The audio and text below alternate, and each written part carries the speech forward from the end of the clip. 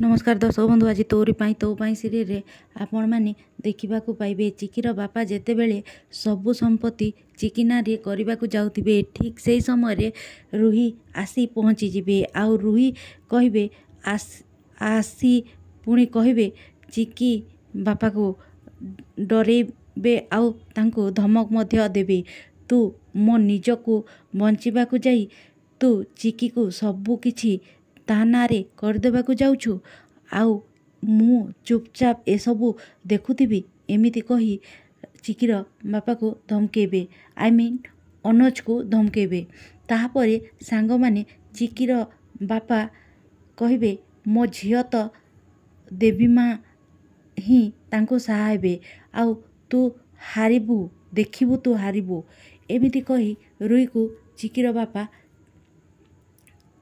सेठू चली जिबे। एमिति कही रुई चिकीर बापा को सीढ़ी तल को ठेली देबे। तापरे सांग माने आपण माने तो जानी छंती रुई निज जीत पूरा करिबा पई से किछि भी करि पारे कहार जीवन मध्य नै पारे ठीक सेमिति तापरे चिकी आसीबे ओ घरर समस्ते मध्य आसी पहुँची जिबे जेहेतु अनुज को सीढ़ी ठेली देइथिबे रुही आउ से सीढ़ी पड़ी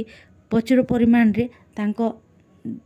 मुंडरो आघात हेतिबो आउ तांको मुंडरो ब्लड मध्य बाहर थिबो आउ चिकी आसे कहबे बापा बापा बोली बहुत जोर रे डाकिबे हेले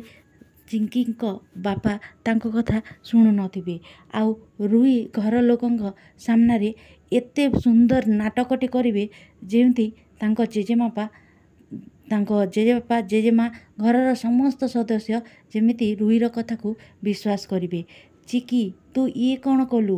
लास्ट को मो बापा को तू मारिदेलु एमिति कही रुही पूरा पूरी फुल नाटक आउ प्लान करथिबी। तो दर्शक बंधु आपण मानकू कौन लगुछि रुही कौन ता प्लान रे सफल होई पारिबो जदि हाँ ताहेले कमेंट लिखि दियंतु आ भल लागिथिले